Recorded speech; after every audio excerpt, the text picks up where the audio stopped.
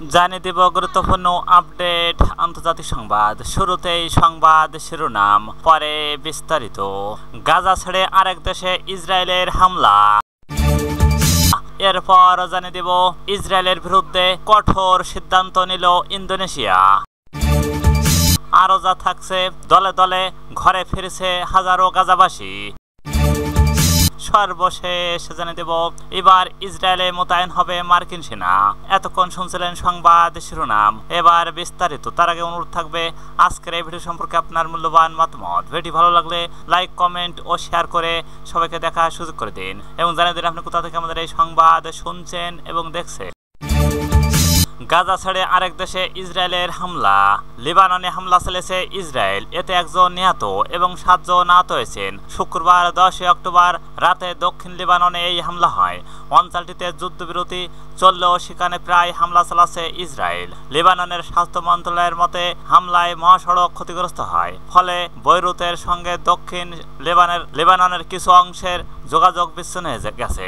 মাসাইলে গ্রামে ভোরের দিকে বিমান হামলা হয়, সেখানে ভারী যন্ত্রপাতি বিক্রির একটি স্থানে বোমা আঘাত হানে, যার ফলে বিপুল সংখ্যক যানবাহন ধ্বংস হয়ে যায়। হিজবুল্লাহর আল মানার টিভি জানান, হামলার সময় পাশ দিয়ে যাওয়া সবজি বহনকারী একটি গাড়িতে বিস্ফোরক আঘাত হানে, এতে একজন নিহত এবং একজন আহত হয়। স্বাস্থ্য মন্ত্রণালয় পর বলছে, নিহত ব্যক্তি সিরিয়ার নাগরিক, আহতের একজন সিরিয়ার নাগরিক এবং 6 জন লিবানিজ। মার্কিন মধ্যস্থায় যুদ্ধবিরতির মাধ্যমে গত বছরের নভেম্বর শেষের দিকে 14 মাসের ইসরায়েল হিজবুল্লাহ যুদ্ধ শেষ হয়।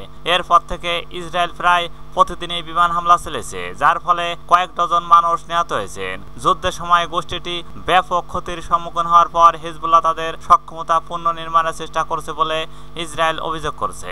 আর লেবানন বলছে হিজবুল্লাহকে ধ্বংসের নামে নিরীহ মানুষদের লক্ষ্যবস্তু করছে ইসরায়েল। এই ধরনের কাজ মানবাধিকার বিরোধী। এদিকে গাজার বিভিন্ন স্থান থেকে ইসরায়েল বাহিনী তাদের সৈন্য প্রত্যাহার করে নিয়েছে। এই অবস্থায় বাস্তুচ্যুত হাজার হাজার ফিলিস্তিনি ঘরে ফিরতে শুরু করেছে। অন্যদিকে ইসরায়েল থেকে 2023 সালের 7 অক্টোবর হামাসের হাতে জিম্মি ব্যক্তিদের ফিরে পাওয়ার অপেক্ষায় রয়েছে তাদের পরিবার। টানা 2 বছর ধরে ইসরায়েলের ভয়াবহ হামলার শোকে কাতর হয়ে পড়া গাজাবাসী যুদ্ধবিরতি ঘোষণার পর বাড়ি ফিরতে পেরে আবেগ উৎফুল্ল হয়ে উঠেছে। খান ইউনুস থেকে বার্তা সংস্থা এএফপি জানান, ইসরায়েল ও হামাসের মধ্যে যুদ্ধবিরতি কার্যকর হওয়ার পরপরই গতকাল থেকে হাজার হাজার বাস্তুচ্যুত গাজা অভিমুখে যাত্রা করে। ইসরায়েলের বিরুদ্ধে কঠোর সিদ্ধান্ত নিল ইন্দোনেশিয়া।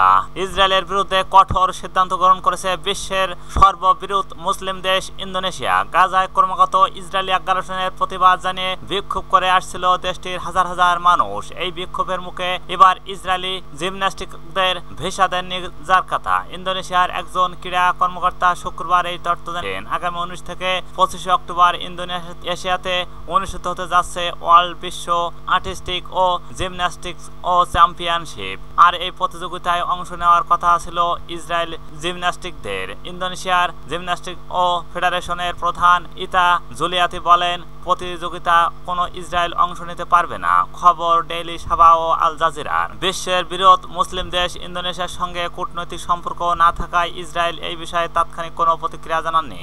ইন্দোনেশিয়ার জ্যেষ্ঠ আইন বিষয়ক মন্ত্রী ইউসরিল ও ইজ্জা মহেন্দ্র বলেন, জাকার্তার ও সরকার এবং ইসলামিক ধর্মগুরুদের কাউন্সিলের আপত্তি থাকায় ইসরায়েল কোনো ক্রীড়াবিদকে ভিসা দেওয়া হবে না। এক বিবৃতিতে তিনি আরো বলেন, যতদিন পর্যন্ত ফিলিস্তিনকে স্বাধীন রাষ্ট্র দেওয়া না হবে ততদিন পর্যন্ত ইসরায়েলের সঙ্গে কোনো ঠিক সম্পর্ক নয়। ইসরায়েলের বিরুদ্ধে ইন্দোনেশিয়ার এই ধরনের পদক্ষেপ এবার প্রথম নয়। এর আগেও 2023 সালে ফিফা ও অনূর্ধ্ব 2020 ফুটবল বিশ্বকাপে ইসরায়েল দলকে ভিসা দেননি জাকার্তা। এদিকে গত মাসে জাতিসংঘের বিশেষজ্ঞ দল ফিফা এবং ইউরোপিয়ান ফুটবল ইউনিয়ন থেকে ইসরায়েলকে বহিষ্কার করার আহ্বান জানান। দলে দলে ঘরে ফিরছে হাজারো গাজাবাসী। ফিলিস্তিনের গাজায় যুদ্ধবিরতির চুক্তিতে রাজি হয়েছে হামাস ও ইসরায়েল। চুক্তি অনুযায়ী সংঘাত বন্ধের পাশাপাশি বন্দি বিনিময় করবে দুপক্ষ। এরই মধ্যে বিভিন্ন স্থান থেকে ইসরায়েল বাহিনী তাদের সৈন্য প্রত্যাহার করে নিয়েছে। এই অবস্থায় বাস্তুচ্যুত হাজার হাজার ফিলিস্তিনি ঘরে ফিরতে শুরু করেছে। অন্যদিকে ইসরায়েল থেকে 2023 সালের 7 অক্টোবর হামাসের হাতে জিম্মি ব্যক্তিদের ফিরিয়ে পাওয়ার অপেক্ষায় রয়েছে তাদের পরিবার। টানা 2 বছর ধরে ইসরায়েলের ভয়াবহ হামলা শোকে কাতর হয়ে পড়েছে গাজাবাসী। যুদ্ধবিরতি ঘোষণার পর বাড়ি ফিরতে পেরে আবেগ উৎফুল্ল হয়ে পড়েছে। খান ইউনুস থেকে বার্তা সংস্থা এএফপি জানান, ইসরায়েল হামাসের মধ্যে যুদ্ধবিরতি কার্যকর হওয়ার পরপরই আজ হাজার হাজার বাস্তুত ফিলিস্তিনি গাজা অভিমুখে যাত্রা শুরু করেছে। প্রথম দিকে ভয় পেলেও বিপুল ফিলিস্তিনি গাজা সিটি পথে রওনা হয়। মধ্য গাজার অপেক্ষাকৃত নিরাপদ এলাকায় থেকে দল বেঁধে হেঁটে গাজা সিটিকে ফিরে যাচ্ছে। রাস্তায় হাঁটার সময় লোকজন আনন্দে আল্লাহু আকবার আল্লাহু আকবার স্লোগান দিচ্ছে, উচ্ছ্বাস করছে এবং অনেক বাজিয়ে আনন্দ প্রকাশ করছে। বাস্তুত গাজা সিটি ইব্রাহিম আল হেলু 40 বলেন, আমি আবেগ উৎফুল্ল হয়ে সতর্ক ছিলাম। পরিস্থিতি বিপজ্জনক ছিল, গুলিবর্ষণ হয়েছিল, সে কারণে আমি একটু অপেক্ষা করে পরিস্থিতি বোঝার চেষ্টা করেছিলাম। কিন্তু তিনি বলেন, রাস্তায় কোনো বাধা নেই।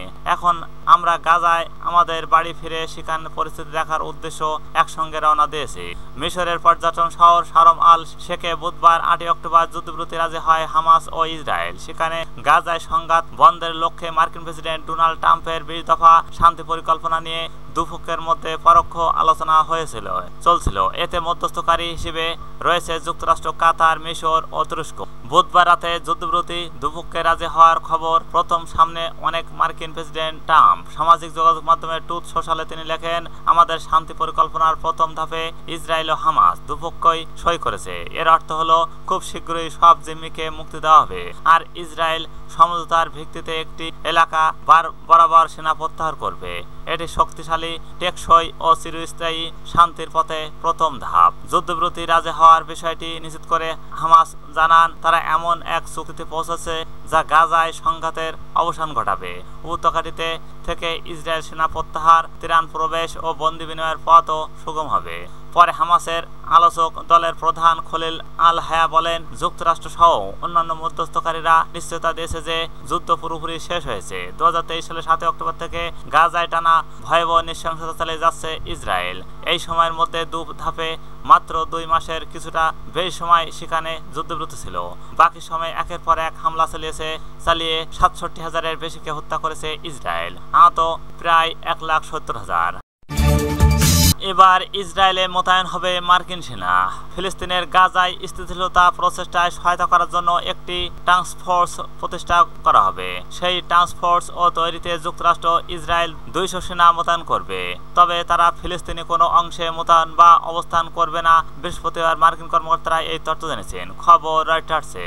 মার্কিন সামরিক বাহিনীর সেন্ট্রাল কমান্ড টাস্ক ফোর্সটি তৈরি করবে, যা সিভিল মিলিটারি কোঅর্ডিনেশন সেন্টার বা সিএমসিসি নামে পরিচিত হবে। একজন কর্মকর্তা জানিয়েছেন, সিএমসিসির কাজ হবে গাজায় সহায়তা প্রবাহকে সহজতর করা, যার মধ্যে রয়েছে নিরাপত্তা সহায়তা এবং মানবিক সাহায্য কার্যক্রম। হোয়াইট হাউসের প্রেস সেক্রেটারি ক্যারোলিন ও লেভিট সোশ্যাল মিডিয়া পোস্টে বলছেন, মার্কিন কর্মীদের ইসরায়েল গাজা চুক্তি পর্যবেক্ষণের দায়িত্ব দেওয়া হবে এবং তারা সেখানে অন্যান্য আন্তর্জাতিক বাহিনীর সঙ্গে কাজ করবে।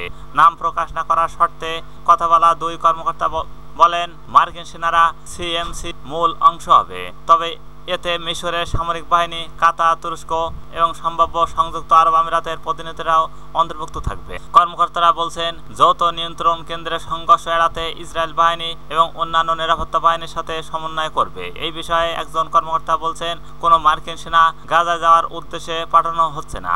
মোতায়েন করা আমেরিকার সেনাদের পরিকল্পনা, নিরাপত্তা সরবরাহ ও কৌশলে দক্ষতা থাকবে। তারা যুদ্ধ নয়, বরং এই সব কাজে নেতৃত্ব দিতে ইসরায়েলের অবস্থান করবে।